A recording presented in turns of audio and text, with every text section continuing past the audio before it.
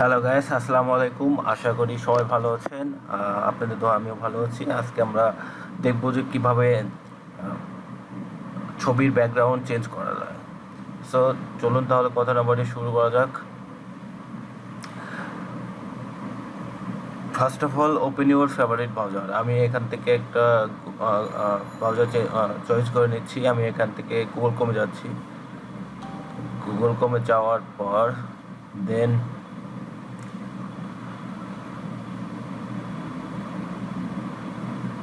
দেন এখানে আমি টাইপ করব রিমুভ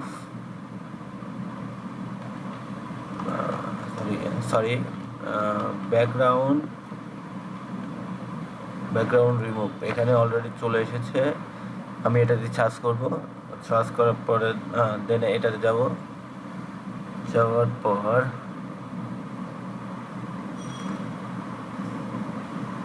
এখানে অপশন চলে এসেছে। আমরা দেখতেই পাচ্ছি যে এখানে অপশন চলে এসেছে। আমরা এখানে আপলোড ইমেজ এখানে ক্লিক করব। ক্লিক করার পর দেন আমরা যে কোনো একটা পিকচার নিব। সো আমি এই পিকচারটাই নিচ্ছি। নেওয়ার পর দেন অটো ব্যাকগ্রাউন্ড চেঞ্জ হবে। সো আমরা দেখতে পাচ্ছি ব্যাকগ্রাউন্ড চেঞ্জ হয়ে গেছে অলরেডি। সো এখন কিন্তু আমি এখান থেকেই অন্য ব্যাকগ্রাউন্ড চুজ করতে পারি। সো আমি এডিট অপশনে যাব। এডিট অপশনে গিয়ে এখান থেকে অনেক ব্যাকগ্রাউন্ড আছে, আমি যে কোনো একটা পছন্দ করে নিতে পারি। সো আমি এখান থেকে একটা নিয়ে নিচ্ছি, যে কোনো একটা নিচ্ছি। আমি এটা নিলাম, এইটা নিলাম। নেওয়ার পরে দেখতে পাচ্ছি যে অলরেডি ব্যাকগ্রাউন্ডটা চেঞ্জ হয়ে গেছে। সো এখন যদি আমি চাই তাহলে এটা ডাউনলোড দিতে পারবো, আর না হলে এখান থেকে আমি যদি চাই যে এডিট করব তাহলে কিন্তু আপনি এখান থেকে এডিটও করতে পারবেন।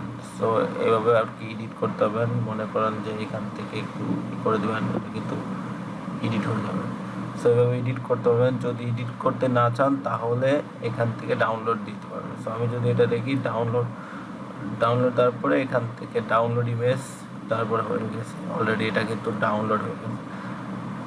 সো এইভাবে আপনি আপনার পিকচারে আপনার ছবির ব্যাকগ্রাউন্ড এডিট করতে পারবেন।